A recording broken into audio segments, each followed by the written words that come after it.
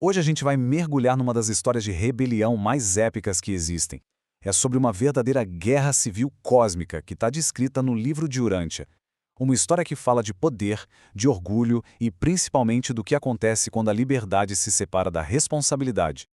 Esse lamento antigo, ele captura a essência da história toda, sabe? A queda de um ser que um dia foi visto como perfeito.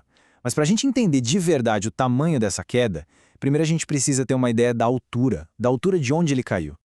Então fica a pergunta: quem era Lúcifer antes de tudo isso acontecer? É muito importante deixar claro que ele não era de jeito nenhum uma figura secundária ou aquele demônio que a gente vê nos estereótipos. A história é bem mais complexa. Imagina só, no universo de Nebadon, ele fazia parte de uma ordem super elevada de administradores celestiais, os chamados Filhos Lanonandeques Primários. O texto original descreve ele como um ser de uma sabedoria, de uma sagacidade e de uma eficiência, assim, impressionantes. E aqui a gente começa a ter uma noção da escala da responsabilidade dele. Ele não era qualquer um. Ele governava um sistema inteiro, com mais de 600 mundos habitados, tudo a partir de uma sede chamada Jerusalém. O currículo dele, vamos dizer assim, era simplesmente impecável. Mas aí que a coisa começa a mudar. O próprio texto-fonte diz: o teu coração enalteceu-se por causa da tua beleza, tu corrompeste a tua sabedoria em vista do teu esplendor. Foi bem aí, sabe, nesse ponto, que a semente da rebelião foi plantada. E o mais importante, não veio de fora, veio de dentro dele mesmo.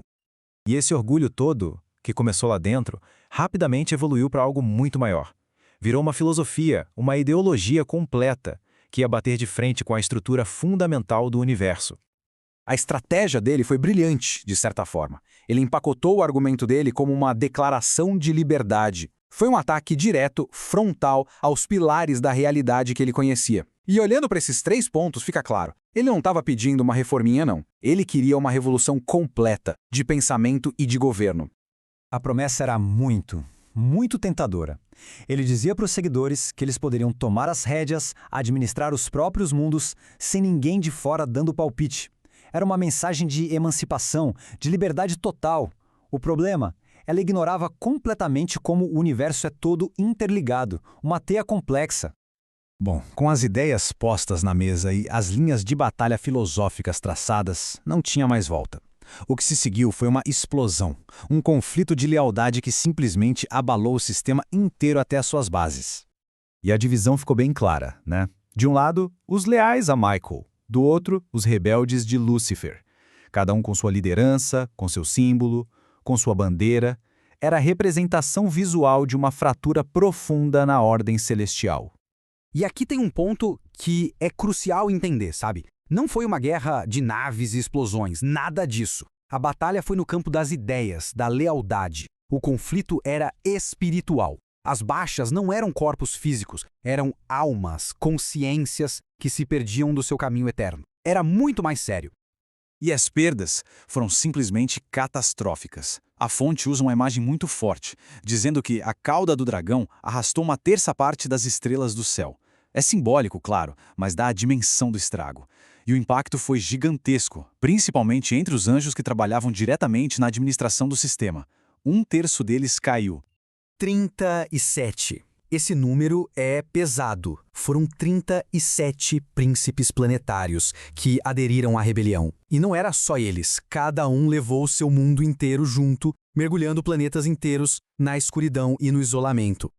O resultado imediato de tudo isso? Caos. E claro, uma tentativa de conter os danos. Isso levou ao impasse que durou muito tempo.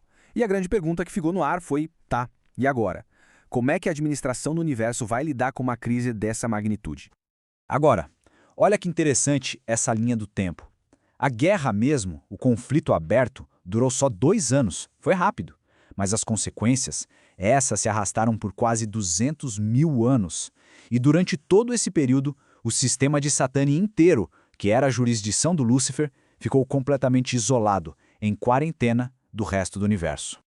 E essa quarentena foi uma medida drástica, mas necessária, da administração universal. Pensa nisso como se a rebelião fosse um vírus. O objetivo era exatamente esse, impedir que o vírus das ideias de Lúcifer, da deslealdade, se espalhasse para outras partes do cosmos.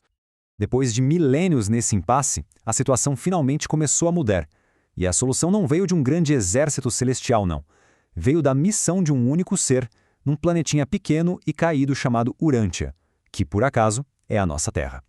O filho criador, Michael, veio para cá, para Urântia, numa missão que o tornou conhecido como Jesus de Nazaré. E claro, os líderes da rebelião, Lúcifer, Satã e Caligástia, que era o antigo príncipe do nosso planeta, muitas vezes chamado de o Diabo, eles viram isso e se uniram. A missão de Michael era a ameaça final, a cartada definitiva, que poderia acabar com o movimento deles para sempre. Essa frase dita por Jesus foi mais do que palavras. Foi o marco da virada espiritual. Significou a derrota final não só dos rebeldes, mas da ideologia deles. Provou na prática que uma lealdade que nasce do amor é infinitamente mais forte que uma liberdade que se baseia só no ego. O sucesso da missão de Michael deu a ele, finalmente, a soberania total sobre o universo dele. E com essa autoridade, ele pôde, enfim, dar um ponto final na rebelião, tirar os líderes do poder e começar o longo processo de colocar a casa em ordem. Aquele impasse de 200 mil anos tinha acabado. E aqui a gente vê o que aconteceu com os cabeças da rebelião. Com o movimento derrotado, eles foram despojados de todo o poder que tinham. Agora aguardam o julgamento final das cortes cósmicas. A influência deles, na prática, chegou ao fim. E essa história toda, que é tão antiga, deixa a gente com uma pergunta que é super atual, né? Qual é o preço da liberdade quando a gente separa ela da lealdade e da responsabilidade cósmica? Fica aí a reflexão sobre o que é liberdade de verdade e sobre o nosso papel nesse grande esquema das coisas.